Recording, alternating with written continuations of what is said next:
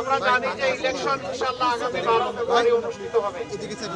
আল্লাহ তাআলার দরবারে দোয়া করি এই ইলেকশন যেন জাতির জন্য কল্যাণ বয়ে আনে। আমরা একটা নতুন বাংলাদেশের অপেক্ষায় আছি। নতুন বাংলাদেশ মানে আমাদের ভূগোল বদলাবে না, ভূগোল যা আছে তাই থাকবে, আমাদের চরিত্র বদলাবে, আমাদের দৃষ্টিভঙ্গি বদলাবে। গত 54 বছর যে দৃষ্টিভঙ্গি নিয়ে দেশ চালানো হয়েছে, মাঝে মাঝে কিছু ব্যতিক্রম ছাড়া অধিকাংশ সময় জনগণের উপরে জুলুম করা হয়েছে, ফ্যাসিজম চাপিয়ে দেওয়া হয়েছে। আমরা ওটা চাই না, ওটার আমরা চাই পরিবর্তন। আমরা একটা ন্যায় ইনসাফ ভিত্তিক সমাজ চাই, আমরা দুর্নীতিমুক্ত একটা সমাজ চাই, আমরা বৈষম্যহীন একটা সমাজ চাই, আমরা আমাদের শিশুদের জন্য একটা নিরাপদ দেশ চাই, আমরা আমাদের জনগণের জন্য, মা বোনদের জন্য একটা নিরাপদ দেশ চাই। আমরা আমাদের বেকার সন্তানদের হাতে কাজ তুলে দিতে চাই এবং সবাই মিলে দেশটাকে আমরা সামনের দিকে এগিয়ে নিতে চাই। আমরা অতীতে পিছনে পড়ে থাকা বা কামড়া কামড়ি করাকে একেবারেই পছন্দ করি না। জামাতে ইসলামী আইনের প্রতি শ্রদ্ধাশীল, এই জন্যে আমরা অনেক জিনিসই মেনে চলার চেষ্টা করি বা সবগুলোই মেনে চলার চেষ্টা করি।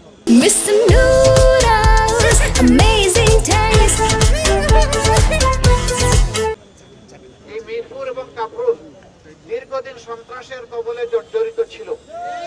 আমরা দোয়া করি আল্লাহ তাআলা যেন এখানে শান্তির পরিবেশটা সৃষ্টি করে দেন এবং যাদের মাধ্যমে এই শান্তি প্রতিষ্ঠিত হওয়া সম্ভব তাদের হাতেই যেন আল্লাহ সমাজের এই দায়িত্বটা তুলে দেন, আমানতটা তুলে দেন। প্রিয় দেশবাসী, এলাকাবাসী, আজকে আমাদের ডিজিটাল ক্যাম্পেইনের বাস এবং আরো কিছু ভেহিকেল আছে, সেইগুলো আর আমাদের অফিস আনুষ্ঠানিক উদ্বোধনে এখানে এসেছিলাম। আমরা দোয়া চাই আপনাদের কাছে, যে কথাগুলো আমরা বলছি আল্লাহ যেন সেই কথাগুলো আমাদেরকে মানার তৌফিক দান করেন। আমরা যদি আপনাদের ভোটে, সমর্থনে, ভালোবাসায় নির্বাচিত হয়ে সরকার গঠন করতে পারি, তাহলে আমরা যেন দেশের মালিক না হয়ে আপনাদের সেবকে পরিণত হতে পারি, সেই দোয়াটা আপনারা করবেন। আমরা যেন আপনাদের পাওনাটা, অধিকারটা, যেহেতু আমাদের সিম্বল হচ্ছে, প্রতীক হচ্ছে দাড়িপাল্লা, আমরা ওজন করে যেন যার যেটা পাওনা তার অধিকার যেন তার ঘরে পৌঁছে দিতে পারে, সেটা আপনারা দোয়া করবেন। আর যেন কোনো মিছিল রাজপথে আমাদের ওরকম দেখতে না হয় যে মিছিল করতে করতে অনেকে ঢলে পড়ছেন, জীবন চলে যাচ্ছে, রাতের পর রাত, দিনের পর দিন বসে আছেন, তাদের দেখার মতো কেউ নাই, কথা শোনার কেউ নাই। সেই পরিবেশ আমরা বাংলাদেশে আর দেখতে চাই না।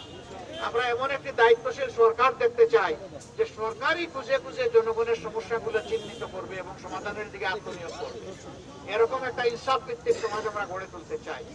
এই সমাজ হবে আমাদের যে যুব সমাজ 24-এ বুক চিতিয়ে লড়াই করে আমাদেরকে আপাতত মুক্তি এনে দিয়েছে, তাদের কামনা, বাসনা এবং আকাঙ্ক্ষার সমাজ হবে, সেই সমাজটা আমরা করতে চাই।